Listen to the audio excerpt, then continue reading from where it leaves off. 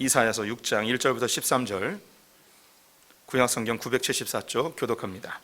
우시야 왕이 죽던 해에 내가 본즉 주께서 높이 들린 보좌에 앉으셨는데 그의 옷자락은 성전에 가득하였고 스랍들이 모시고 섰는데 각기 6날개가 있어 그 둘로는 자기의 얼굴을 가리었고 그 둘로는 자기의 발을 가리었고 그 둘로는 날며 서로 불러 이르되 거룩하다 거룩하다 거룩하다 만군의 여호와여 그의 영광이 온 땅에 충만하도다 하더라.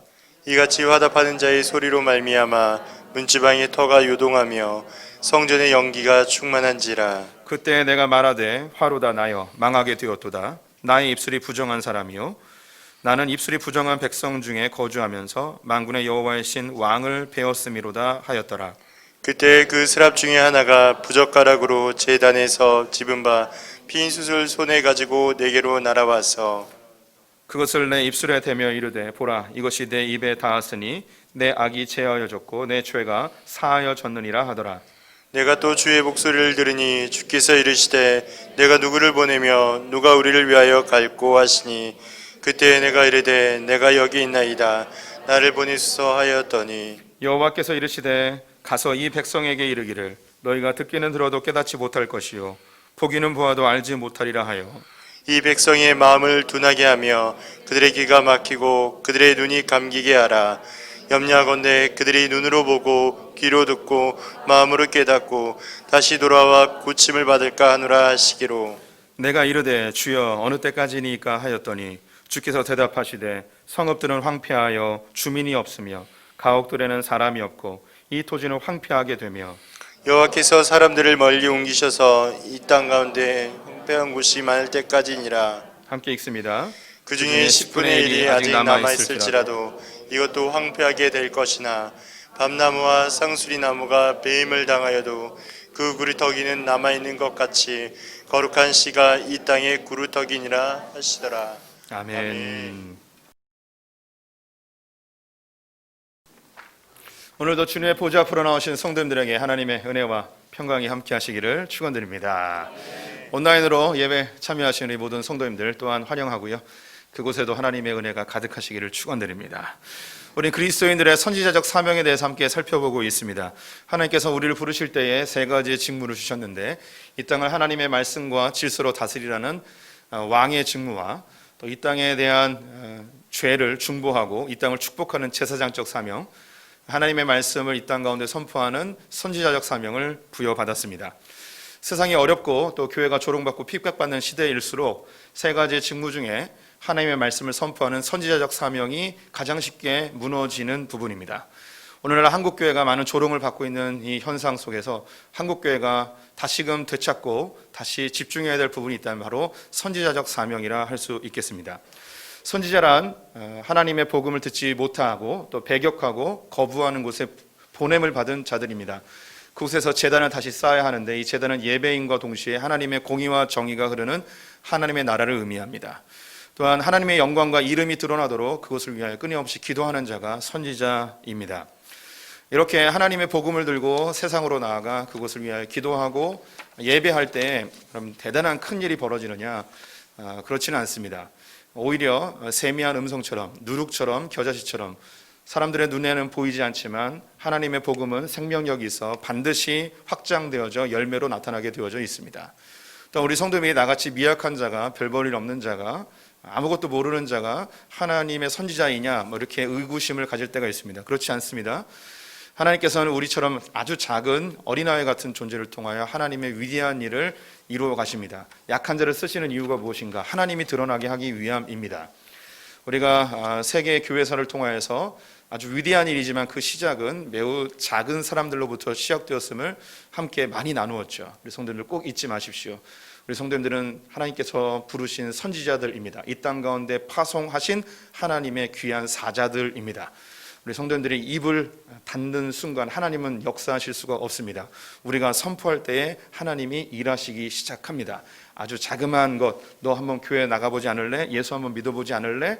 하나님 너를 사랑하셔. 이런 자그마한 선포 하나가 이 세상을 바꾸는 소금과 빛의 역할을 감당하게 될 것입니다.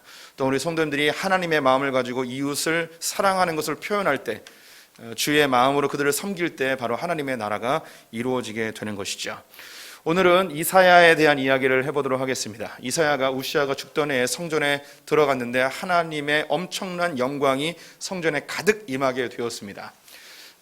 우리 성도님들이 만약에 오늘 예배당에 왔는데 예배를 드리던 도중 설교를 듣다가 갑자기 하나님의 영광이 이곳에 가득 임하게 되었어요. 엄청난 영광이 막 구름 막 하고 막 지진 나고 막 불 번쩍번쩍하고 막 눈물 흘리고 막 가슴이 뜨거워지고 이런 게 갑자기 일어났어요. 그럼 우리 성도님들 어떻게 반응하시겠습니까? 와, 대단하다, 판타스틱, 너무 감격스럽다, 뭐 이렇게 반응하실 수도 있습니다. 이 이사야가 성전에 들어가서 하나님의 놀라운 영광을 봤는데 어떻게 반응하는지 봅시다. 5절 말씀 함께 읽어보겠습니다. 그때 내가 말하되 화로다 나여 망하게 되었도다. 나는 입술이 부정한 사람이요 나는 입술이 부정한 백성 중에 거주하면서 만군의 여호와이신 왕을 배웠음이로다 하였더라. 이사야가 성전에 들어갔어요. 한두 번 들어간 게 아니겠죠. 예배하러 들어갔는데 갑자기 그날따라 하나님의 영광이 임해버린 거예요. 그러자 이사야의 반응이 뭐냐면 기뻐하며 감사하는 게 아니라 화로다, 망하게 되었도다. 쉬운 얘기로 하면 이제 나 죽었다, 어떡하냐, 큰일 났다, 이거죠. 선지자예요. 그냥 일반인들도 아니고 선지자예요. 요즘으로 이야기하면 뭐 목사님이나 아니면 세계적인 부흥 강사 뭐 이런 분이죠. 하나님의 영광을 봤을 때 주님 기다렸습니다, 날마다 보고 싶었습니다, 이렇게 반응하는 것이 아니라 큰일 났다, 나 뒤졌다, 뭐 이런 거죠. 이사야가 왜 죽을 것처럼 공포에 휩싸였는가? 그 뒤를 보니 내 입이 부정합니다, 나는 입술이 부정한 백성들과 함께 살고 있습니다 라는 자기의 죄가 생각났어요. 자기의 죄 때문에 이제 하나님의 영광 앞에, 그 거룩하신 영광 앞에 내가 이제 죽었구나라는 공포에 휩싸이게 되었습니다. 우리 남자 성도님들은 대부분 군대를 다녀오셨을 텐데 군대를 다녀온 분 중에 초소 근무를 하신 분들이 있을 겁니다. 경계 근무를 하는 거죠. 저는 이제 그 군 생활 전체가 다 대부분 이제 초소 근무를 하게 되었는데 군인들이 요즘은 아닐 거예요. 근데 예전에는 초소 근무할 때 무엇을 감시하느냐? 적군이 쳐들어오는 걸 감시하지 않고 지휘관이 오는지 안 오는지를 이제 감시를 합니다. 그래서 그 초소가 여러 개가 있으면 맨 앞에 쫄병이 그 자리를 이제 감시합니다. 적을 감시하는 게 아니에요. 지휘관이 오는지 안 오는지를 감시하는 거예요.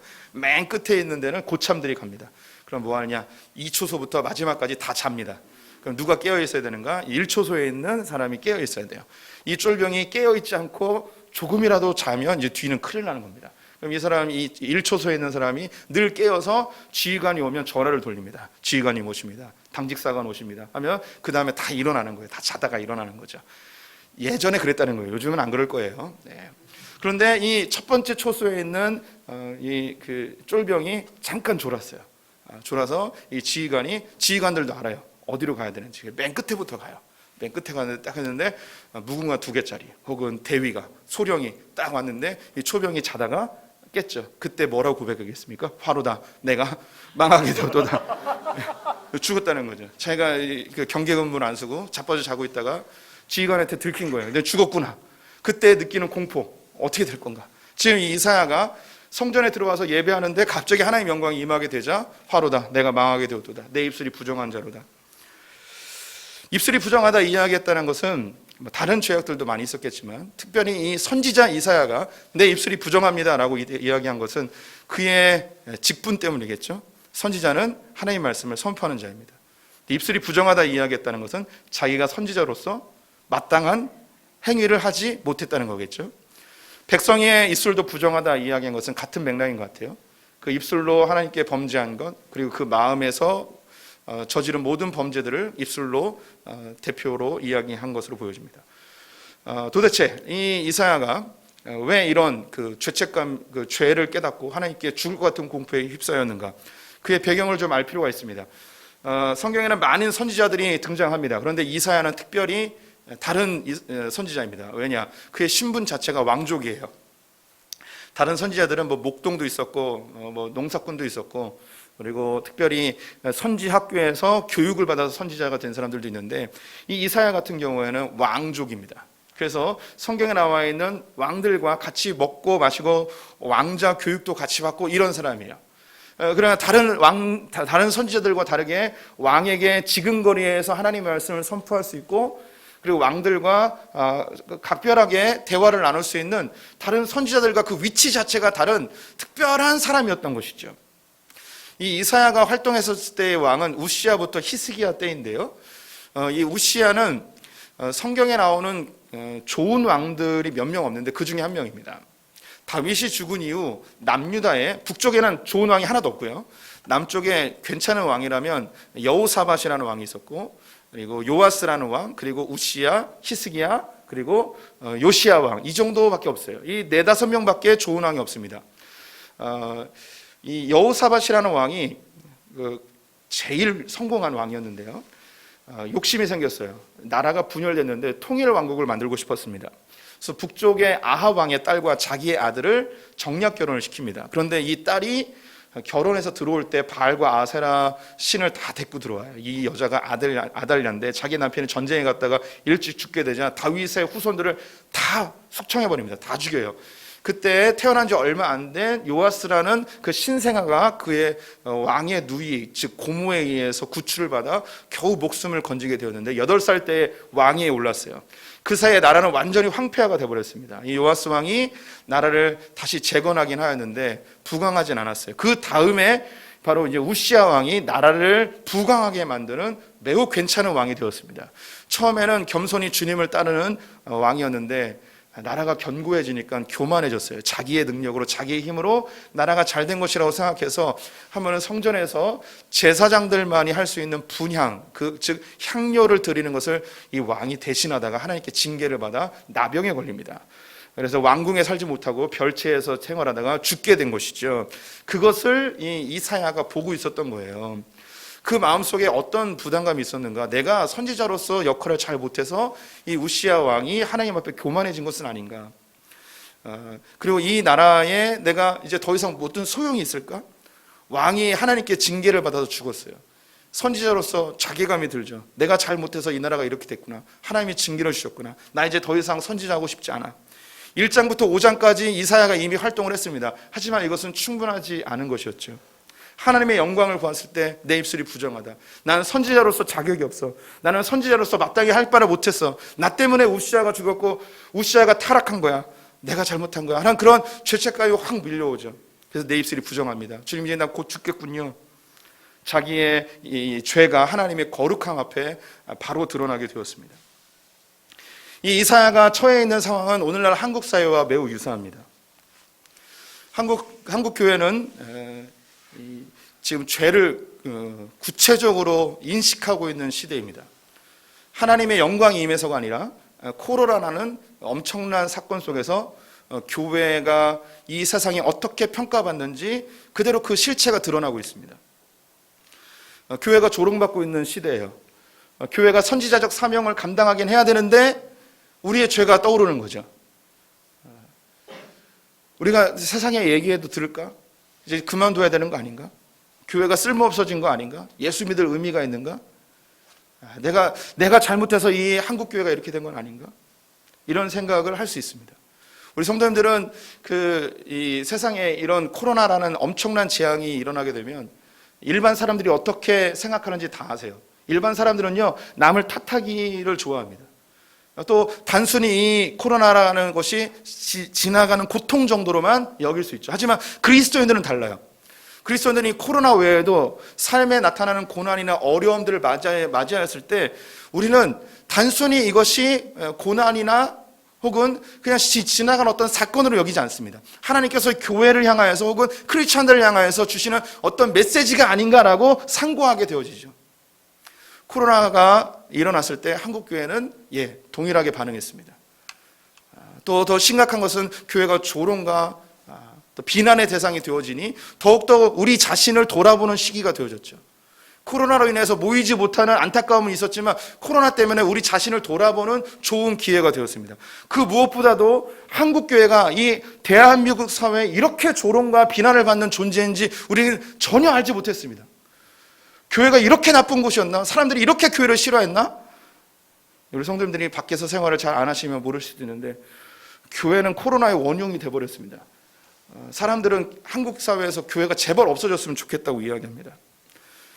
참 신기한 것이 계속 코로나는 번지는데 다른 곳은 욕하지 않고 또 교회만 늘 욕하는 이런 상황들 우리가 다 이해하고 넘어간다 할지라도 분명한 건 뭐냐면 한국 교회가 이 사회에 어떤 암적인 존재가 돼버린 것 부인할 수 없는 상황입니다. 그때 왜 우리 이렇게 봅니까? 라고 탓하는 게 아니고 대부분의 크리스찬들은 우리가 뭘 잘못했구나, 지금까지 우리가 잘못 살았구나, 이러다가 교회가 망하겠구나, 이러다가 교회 끝장나겠구나. 이 이사야가 선지자의 사명을 잘 감당하지 못하여 입술이 부정하다 했을 때 하나님의 거룩함 앞에 서자 나 이제 죽었구나, 이제 끝났구나, 망했구나 라고 느끼는 그 절박한 공포심이 한국교회에 지금 휩싸여져 있습니다. 오늘 본문에서 천사가 하나님의 임재를 향하여서 거룩하다 거룩하다 거룩하다 3번 반복합니다. 성경에서 이 거룩하다가 3번 반복되는 게 성경에 딱 2군데 나와요. 오늘 구약에서 이 이사야서 6장이고요. 신약에서는 요한계시록 4장에 천상에 완성되어진 교회를 바라보며 거룩하다 거룩하다 거룩하다 찬송이 흐릅니다. 즉 오늘 이 본문은 구약에서 가장 거룩한 장면인 거예요. 거룩의 극치이죠. 그런데 이 거룩의 극치 앞에 입술이 부정한 선지자의 사명을 잘 감당하지 못한 이사야가 서 있습니다. 우리 성도들이 글씨를 읽으면 그 긴장감을 느끼지 못해요. 아까 이야기했던 이 무궁화 2개짜리가 초소에 자빠져서 자고 있는 거기에 왔던 그 긴장감, 아니면 우리 성도님들이 그 죄 짓고 있는데 부인이 갑자기 옆에 딱 나타났을 때 그 긴장감, 뭐 그런 거 있잖아요. 회사 땡땡이 치고 그 커피숍 가고 있는데 그 커피숍에 사장님이 와 있는 거예요. 그때 그 긴장감, 뭐 이런 거 있잖아요. 지금 그겁니다.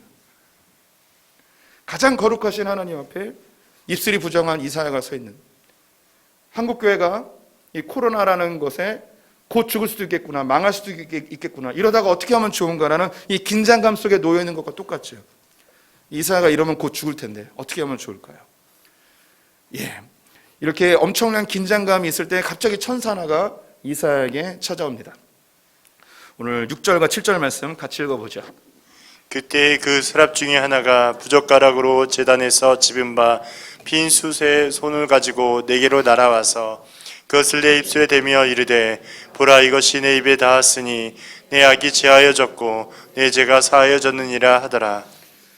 천사 하나가 와서 성전에 있는 번제단에서 시뻘겋게 달궈져 있는 숯 하나를 가져와서 이사야의 입술에 댑니다. 아주 뜨거웠을 겁니다. 하지만 이 고통이 그 죄를 불태워버리는 요소가 되어지죠.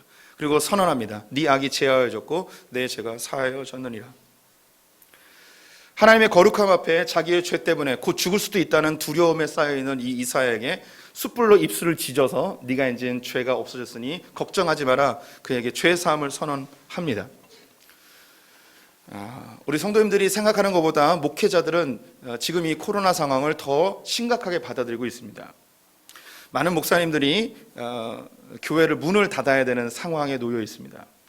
작은 교회들은 아예 성도님들이 모이지 못해서 헌금이 들어오지 않아서 목사님들의 생계 자체가 지금 매우 곤란한 상황이 되어지고 교회를 임시적으로 문을 닫고 지금 일용직으로 일하시는 목사님들이 주변에 많이 계십니다. 그리고 새로운 직업을 찾아서 이중직을 하는 분들도 많이 늘어나고 있습니다. 지금 이런 상황에서 이제 목사님들은 이러다가 목회가 끝나는 건 아닌가, 한국교회가 이러다 망하는 것은 아닌가. 신학교에 올해 우리 총신 신대원에서 학교가 생긴 이후로 최초로 미달이 됐어요. 실학생들도 안 오는 거예요. 이러다가 어떻게 되나, 이런 두려움이 우리 안에 있는 거죠. 그때 주님이 우리에게 찾아오셔서 내가 너의 죄를 사하노라. 우리는 예수 그리스도의 십자가의 은혜로 정결케 된 자들입니다. 우리가 주님께 겸비하여 무릎 꿇고 회개하면, 한국교회가 지금 회개운동이 일어나고 있는데 이 회개가 주님께 상달되면 주님이 우리의 죄를 깨끗게 하시고 우리를 정결다 칭해 주실 것입니다. 이사야에게 천사가 입술에 숯불을 대자 그가 죄가 사해졌노라 이야기하였어요. 그 마음에 평강이 임했겠죠. 그러자마자 하나님께서 이사야에게 이야기합니다. 8절 말씀 같이 읽어보겠습니다. 내가 또 주의 목소리를 들으니 주께서 이르시되 내가 누구를 보내며 누가 우리를 위하여 갈고 하시니 그때 내가 이르되 내가 여기 있나이다 나를 보내소서 하였더니. 천사에 의해서 입술이 정결케 되어져 죄가 사함받은 이 이사야에게 하나님이 즉시로 이야기합니다. 내가 누구를 보내며 누구를 위해 누가 우리를 위해 갈고. 이 이야기는 고민의 메시지가 아니에요. 누굴 보내지? 우리를 위해서 누가 가지? 이런 개념이 아닙니다. 지금 정결케 된 이사야에게 대하여서 내가 다시 기회를 줄게. 네가 선지자적 사명을 다시 한번 잘 감당해보지 않겠니? 라는 초대이죠. 앞에 놓여있는 누가 날 위해 갈까? 이 이야기는 네가 가라는 거죠. 너 이전에는 선지자적 사명을 잘 감당하지 못했다면 이제 다시 기회를 줄게. 내가 널 정결케 했어. 그래 네가 다시 한번 시작해보지 않겠니? 그러자 이사야가 반응합니다.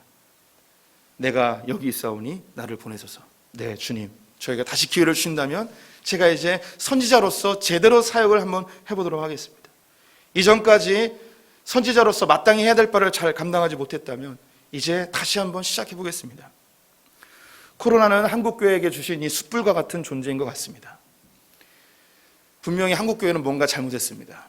각 교회마다 그 잘못된 부분이 각양 다르겠지만 어쨌든 이 세상에서, 이 한국 사회에서 교회는 지탄의 대상이었고 조롱의 대상이 되어버렸습니다. 우리는 스스로 우리 변명을 할 수 있고 그래도 교회가 잘하는 게 있지 않냐고 이야기하겠지만 그래도 세상은 교회를 볼 때 무척 무엇인가 크게 잘못하고 있는 조직인 것은 분명한 것 같습니다. 또한 하나님께서 코로나를 통하여 한국교회의 민낯을 그대로 보여주게 하셨고 세상으로부터 이 모욕받는 것에 대하여 막아주지 않고 그대로 드러나게 하신 것은 하나님도 같은 생각이라는 뜻이죠. 한국교회가 이 부분을 가슴에 품고 기도하고 있습니다. 우리 교회도 기도하고 있고요. 우리 성도님들도 기도하고 계시리라고 믿습니다.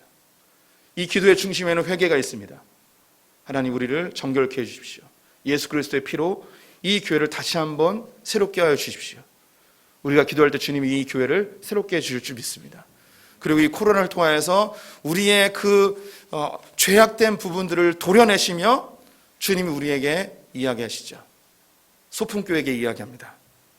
내가 누구를 보내고 누가 우리를 위해 갈까? 그때 우리 소품교회가 반응해야 됩니다. 우리가 여기 있습니다. 우리가 다시 시작해 보겠습니다.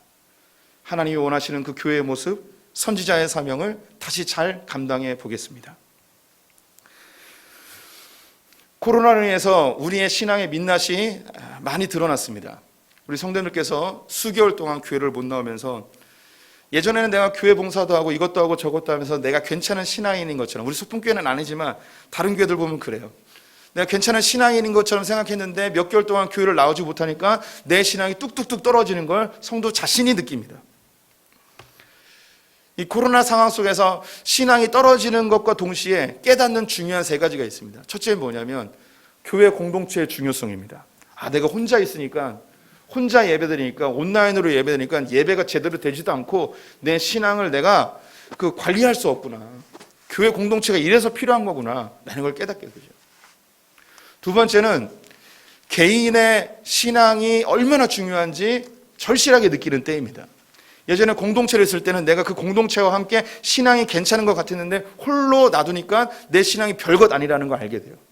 하나님과 1대1의 관계에서 내가 아무것도 못하고 있는, 그냥 완전히 방치되어져 버린, 스스로 하나님을 찾는 어떠한 시도도 하지 않는 너무나 무기력한 존재라는 것을 알게 됩니다. 교회에 와서 기도도 하고 찬송도 하고 예배도 하고 봉사도 하는데 혼자 집에다 덩그러니 놔두니까 하나님을 향한 어떤 것도 하지 않는 너무나 무기력한 내 자신을 발견하죠. 내가 하나님께 아무것도 못하는 존재는구나. 내가 내 개인 신앙을 좀 더 발전시켜야겠구나 라는 생각이 듭니다. 우리 성도님들, 구원은요 공동체로 받는 게 아니에요. 구원은 1대1이에요. 하나님 앞에, 이런 용어가 적절한지 모르겠는데 하나님 앞에 다이다이예요. 남편 그 다리 바지가랑이 붙들고 있다고 부인이 같이 구원받는 게 아니란 말이죠. 엄마가 구원받는다고 자식이 같이 구원받는 게 아니라고요. 다이다이. 이게 자꾸 1대1이에요. 독립체라면 개별적인 거예요, 구원은. 그래서 이렇게 교회를 계속 안 나오다 보면 내 신앙이 완전히 바닥나서 하나님을 떠나버리는 수가 생기죠. 벌써 우리 교회도 그런 분들이 계세요.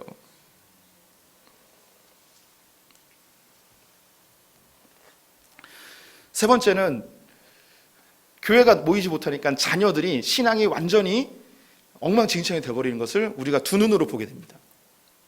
예전에는 교회라도 가서 아이들이 하나님을 찾는데 그래도 우리는 어느 정도 신앙의 연륜이 있고 그리고 구력이, 이게 자꾸 당구 용어가 나오네.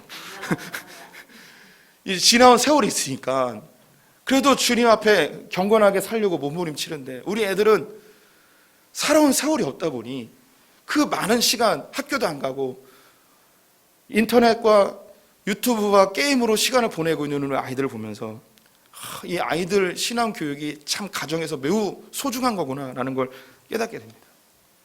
근데 이렇게 드러난 현상들은요, 새로운 게 아니에요. 어쩌면 한국 교회가 많이 잃어버린 요소일 수 있습니다. 한국 교회가 지난 10년, 20년 동안 교회 공동체성이 많이 깨졌어요. 많은 사람들이 교회에서 이탈하면서 흔히 가나안 성도라고 하죠. 안 나아가는 크리스찬인데 교회 안 나가는 성도들이 점점점 늘어났습니다. 이게 참 우리 성도님들이 이제 신앙생활 계속하면서 겪게 될 일인데요. 예수님 시대에 이제 율법학자들이나 바리새인들이 예수님의 제자들을 공격했습니다. 예수님이 승천하신 이후에는 유대인들이 기독교인들을 같은 유대인이거든요. 엄청나게 핍박하고 엄청나게 싸웁니다. 그럼 우리 성도님들 잘 보세요. 교회를 안 나오고 혼자 신앙생활하는 사람들이 이 사람들이 옳은 겁니까? 교회 나오고 신앙생활하는 사람이 옳은 겁니까? 우리 성도님들은 답을 알아요. 교회를 나오고 신앙생활하는 사람이 옳은 거죠. 그런데 신기한 건 뭐냐면 교회 안 나오고 신앙생활하는 사람들이 교회 다니는 사람들 욕합니다. 다시 말해 교회를 욕해요. 이걸 잘 보셔야 되는 거예요. 유튜브 같은 데서 교회 욕하는 사람들 많이 있어요. 자기가 크리스찬이라고 하면서. 근데 그런 사람들의 대부분은 교회를 안 나오고 혼자 독자적으로 신앙생활하면서 교회 공동체를 욕해요. 교회 이런 점이 잘못됐다. 이런 걸 바꿔야 된다. 그들은 뭔가 깨어있는 것 같고 뭔가 앞서가는 것 같고 하나님께 더 가까운 것 같은데 이 사람들은 교회 공동체 안 가요. 우리 교회도 이제 우리 교회 얘기를 하면 우리 교회에 지금 60%가 교회 나오고 있습니다. 상위 20%, 하위 20% 이렇게 따지긴 어려워요. 굳이 따진다면 상위 10%, 하위 30%, 지금 60%가 나오는데 상위 10%가 교회 안 나와요. 왜 안 나올까요? 이분들은 스스로 생각하는 거예요. 교회 안 가도 혼자 신앙생활할 수 있다고 생각하는 거죠. 이분들 중에 상당수가 앞으로 교회 안 나올 겁니다. 하위 30%, 이분들은 이해가 되죠. 신앙이 없으니까 교회 안 나오는 거. 근데 문제는 뭐냐? 이 상위 10%예요. 그런데 이 하위 10%, 하위 30%는 교회 욕 안 해요. 원래 신앙이 없으니까. 그런데 이 상위 10% 혹은 20%의 사람들이 교회 안 나가면서 자기는 깨어있는 신앙이라고 이야기하며 교회 공동체로 모이는 순진한 사람들을 욕하는 거죠.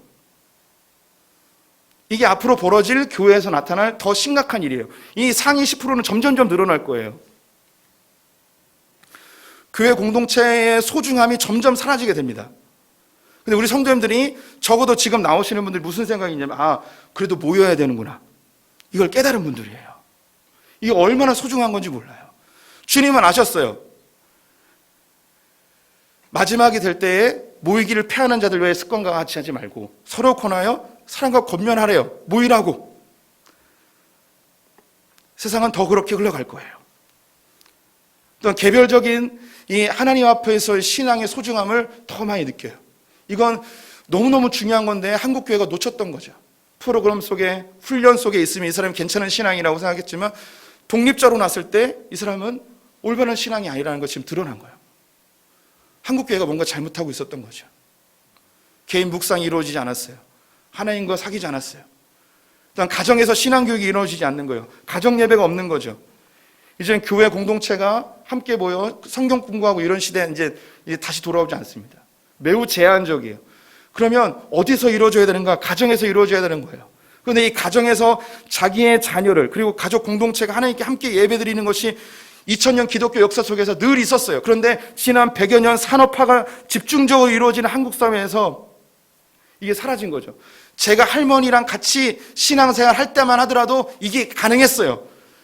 60년대, 70년대, 80년대만 하더라도 자녀들과 함께 예배드리고 식탁에서 함께 손잡고 기도하고 옛날에 집집마다 그림 하나 그려 있었어요. 그리스도는 이 집의 주인이요 식사 때마다 보이지 않는 손님이시라. 이거 있었잖아요. 예, 다 있었잖아요.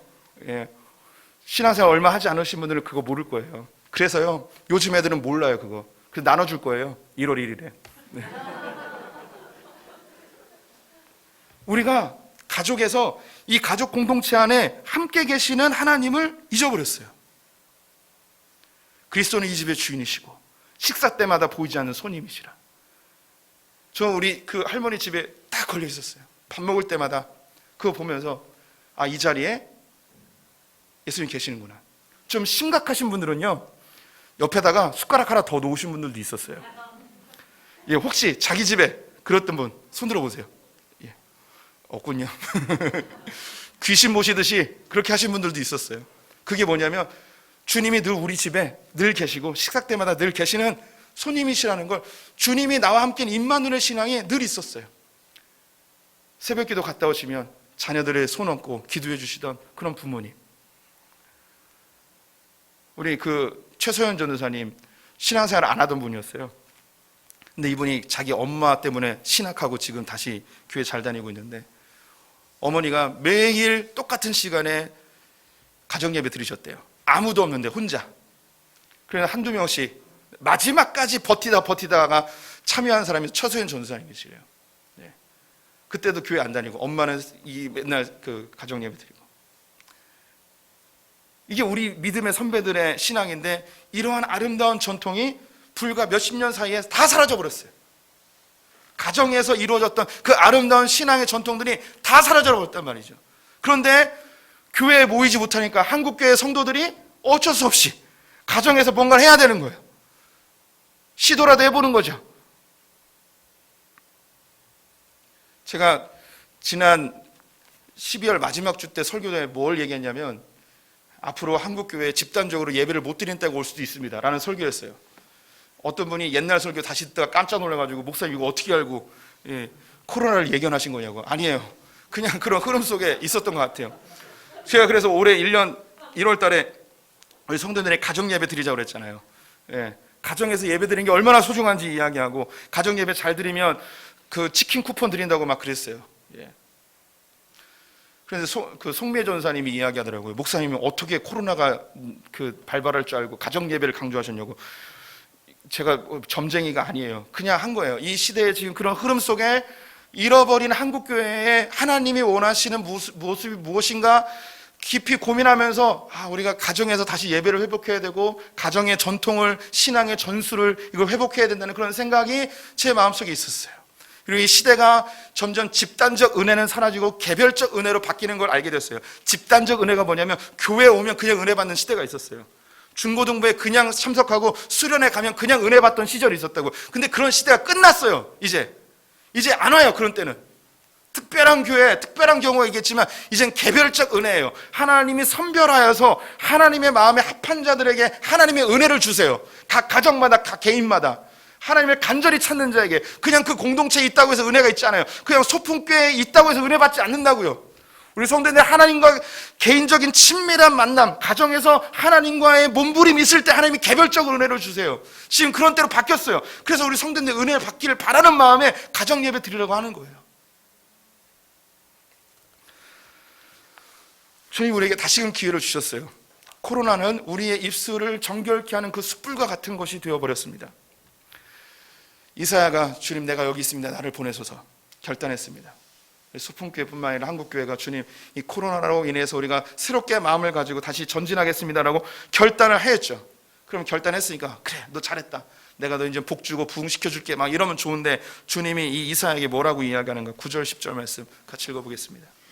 여호와께서 이르시되 가서 이 백성에게 이르기를 너희가 듣기는 들어도 깨닫지 못할 것이요 보기는 보아도 알지 못하리라 하여 이 백성의 마음을 둔하게 하며 그들의 귀가 막히고 그들의 눈이 감기게 하라. 염려하건대 그들이 눈으로 보고 귀로 듣고 마음으로 깨닫고 다시 돌아와 고침을 받을까 하노라 하시기로. 이사야가 주님 내가 여기 있습니다, 나를 보내소서, 내가 선지자적 사명을 다시 잘 감당하겠습니다 라고 했는데, 하나님 뭐라 이야기하느냐. 너 가서 전해도 사람들 안 들을 거야. 가서 얘기해도 사람들 하나도 반응하지 않을 거야. 그런데 주님이 다시 이 이사야에게 가라는 거예요. 이 말씀을 그대로 예수님이 인용하셔서 예수님 당시의 사람들에게 똑같이 이야기하는 부분이 있습니다. 요한복음 12장 말씀 좀 길지만 교독해 보겠습니다. 제가 먼저 읽습니다. 이렇게 많은 표적을 그들 앞에서 행하셨으나 그를 믿지 아니하니 그들이 눈을 멀게 하시고 그들의 마음을 완고하게 하셨으니 이는 그들로 하여금 눈으로 보고 마음으로 깨닫고 돌이켜 내게 고침을 받지 못하게 하려 함이라 하였음이더라. 이사야가 이렇게 말한 것은 주의 영광을 보고 주를 가리켜 말한 것이라. 그러나 관리 중에도 그를 믿는 자가 많되 바리새인들 때문에 드러나게 말하지 못하니 이는 출교를 당할까 두려워함이니라. 함께 읽습니다. 그들은 사람의 영광을 하나님의 영광보다 더 사랑하였더라. 예수님이 수많은 기적을 일으키고 하나님 나라 복음을 이야기했는데 사람들이 받아들이지 않는 거예요. 왜 받아들이지 않느냐? 하나님이 그들의 마음을 닫아 놓으신 거예요. 듣지 못하게 하고 보지 못하게 한 것이죠. 근데 그들 이 바리새인들 중에서 예수님에 대하여 저거 진짜 할 수 있겠구나, 저거 한번 믿어봤으면 좋겠다라고 생각하는 사람들도 있었어요. 그런데 받아들이지 않아요. 그들의 마음속을 닫아놓은 게 뭐였냐면 사람의 영광을 하나님의 영광보다 더 사랑하는 거죠. 사람의 영광이 뭐냐? 사람들이 나를 인정해 주는 거, 이 세상에서 성공하는 거, 이 세상에서 더 잘 사는 것을 하나님의 나라에서 사는 것보다 더 소중하게 여기는 자들은 이것이 진짜이고 복음이고 진리라는 거 알면서도 거기에 반응하지 못하는 거죠. 앞으로 세대, 코로나 이후의 세대는 어떤 일이 벌어지는가? 교회 공동체 안에서 심각하게 하나님을 믿는 사람들이 떠나게 될 겁니다. 그럼 남는 사람들에게 무슨 일이 벌어지는가? 이 남는 사람들은 하나님이 눈을 열어주시고 귀가 열려져서 하나님이 성령으로 보게 하시는 분들이에요. 이런 분들은 이 신앙이 더 견고해지고 더 깊어지고 하나님과 더 친밀한 관계로 나아갑니다. 반면에 많은 사람들이 떠나게 될 거예요. 우리가 이 코로나 사태로 하나님께 결단해서 다시 교회가 하나님 이 세상을 향해 빛과 소금의 역할, 선지자의 역할을 잘 감당하겠습니다, 소품교회가 잘 해보겠습니다 라고 결단하고 이제 나가도 이 세상이 더 이상 받아주지 않아요. 받아주지 않는다고요. 전도도 안 되고요. 이미 믿던 사람들도 많이 떠나가게 될 거예요. 이미 여기 나와 있지만 그 마음에 교회를 계속 다녀야 되나 말아야 되나 이런 갈등이 있는 분들도 있을 거예요. 또 주님이 이야기했어요. 그냥 막아놓는 거예요. 이게 뭐냐면 은혜를 주시지 않는 거예요. 원래 사람은 하나님의 말씀을 들을 수도 없고 깨달을 수도 없고 받아들이지도 않아요. 근데 이거를 풀어주는 분이 하나님이에요. 은혜라고 이야기죠.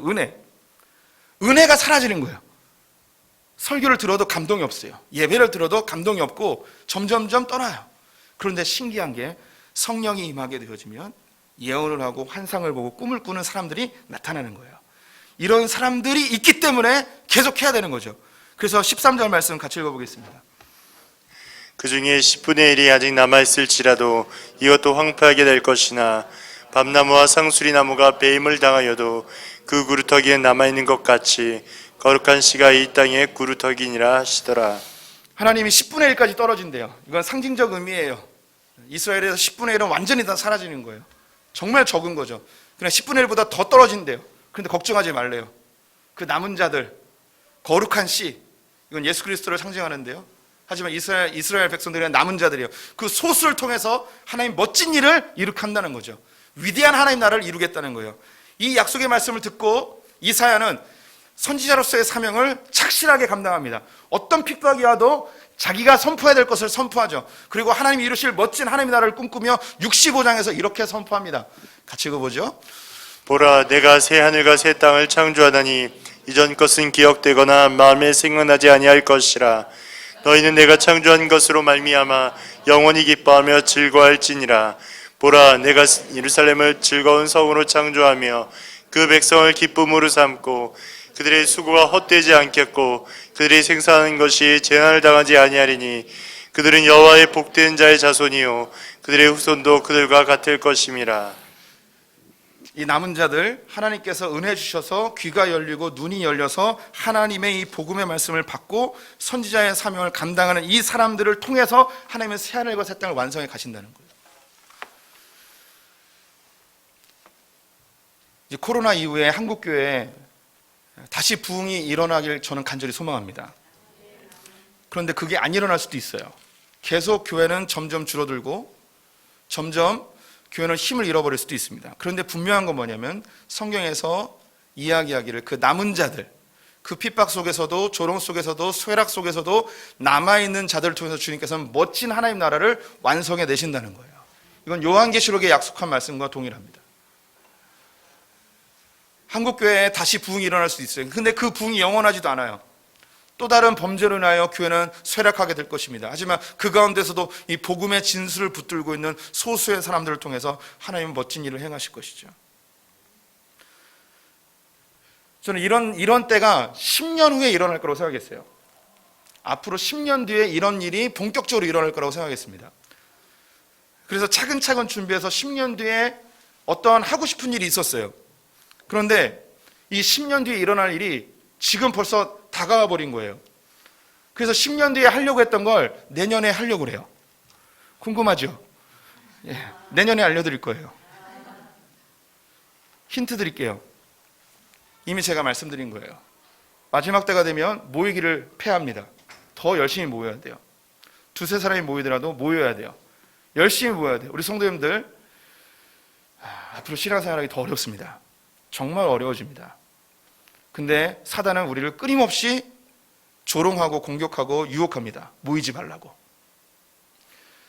우리가 이게 정부 정책에 의해서 못 모이는 거 이런 거 말고요. 내 의지를 들여서 안 나가는 거 이야기하는 거예요. 안 나가도 되지. 오늘 그냥 쉬지. 온라인 했는데 뭐 오늘도 온라인 하지. 올 수 있는데 안 오는 거 이런 걸 얘기하는 거예요. 두 번째는 제자화예요. 우리 성도는 한 분 한 분이 하나님 앞에 1대1로 예배할 수 있는 사람 만들어야 돼요. 제가 우리 성도님들에게 종종 이야기하죠. 저의 목회의 방향은요, 우리 성도님들을 무인도에 떨어뜨려 놔도 성도님들이 주님을 예배하는 사람을 만드는 게 제 목표예요.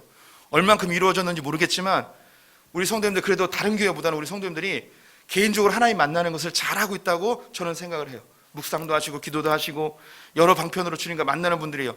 이게 어쩌면 그런 지금까지 목회했던 결과물이라고 할 수 있겠죠. 우리 교회가 많이 이렇게 쇠락하거나 그러지 않아요. 이런 코로나 상황에서도 그 이유가 그런 걸 수도 있겠습니다. 앞으로 더 열심히 우리 성도님들과 제자화할 거예요. 이 제자화는 다른 교회처럼 프로그램이나 제자훈련 뭐 몇 단계 이런 개념이 아니에요. 하나님 앞에서 나 스스로가 하나님을 만날 수 있는 제자의 삶을 살게끔 저희 우리 성도들과 함께 만들어가고 싶어요. 그래서 예전보다 좀 더 닥달할 거예요. 예. 긴급한 상황이잖아요. 위태로운 상황이에요. 내년 1년 동안이라도, 아니 그 이후라도 계속 할 거죠. 교회 공동체가 너무너무 중요해요. 우리 성도님들 어느 교회 가나 제가 또 목표하는 게 뭐냐면, 교회가 물 같은 교회가 돼야 돼요. 물 같은 교회가 뭐냐면 색깔도 없고 냄새도 안 나요.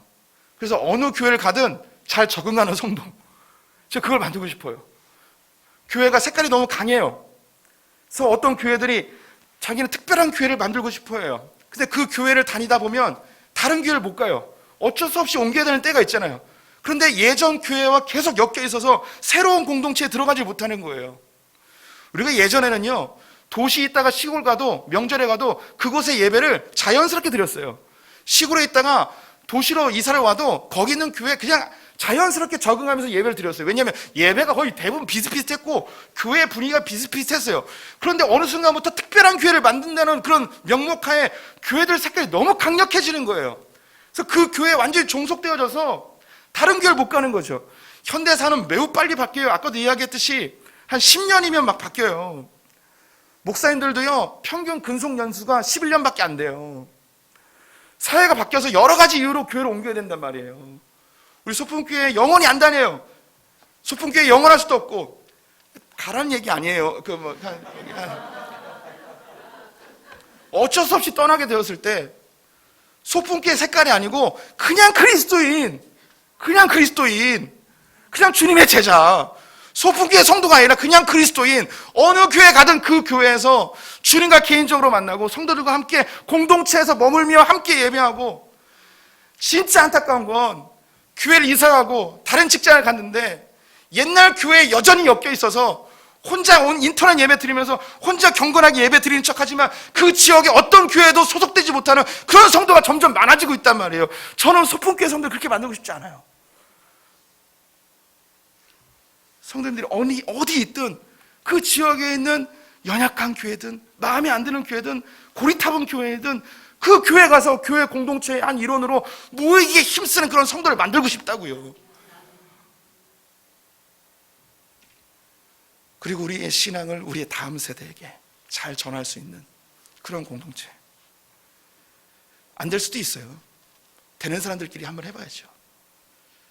10년 뒤에 이런 일이 벌어질 거라고 생각했는데 이제 곧 일어나니 마음이 안타깝기도 하고 조급하기도 하고, 잘 될 수 있을까?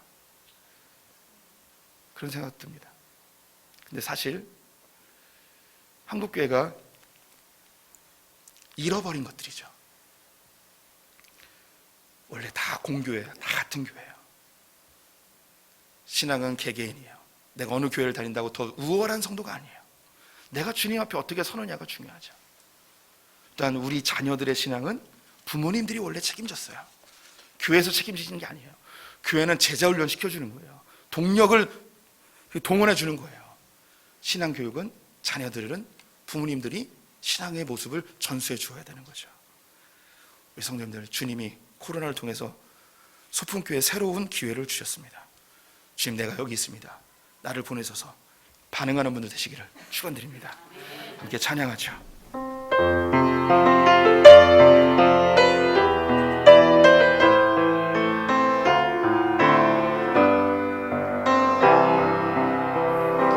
주님, 내가 여기 있사오니 나를 보내소서.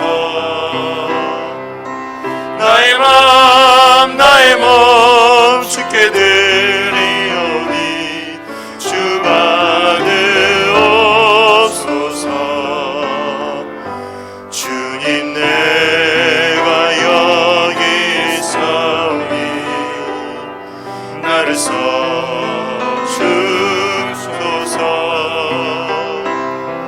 가진 것 모두 다 주께 드리오니 주 받으옵소서.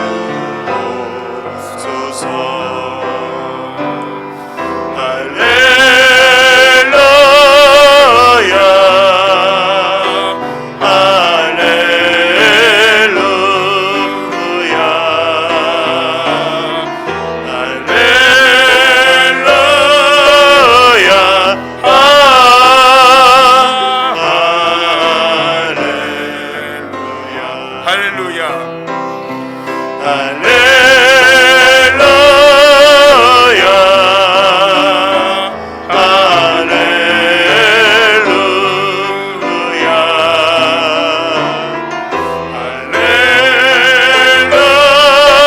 할렐루야,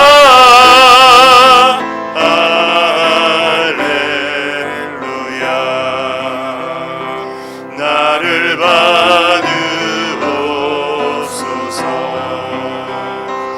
나를 받으옵소서.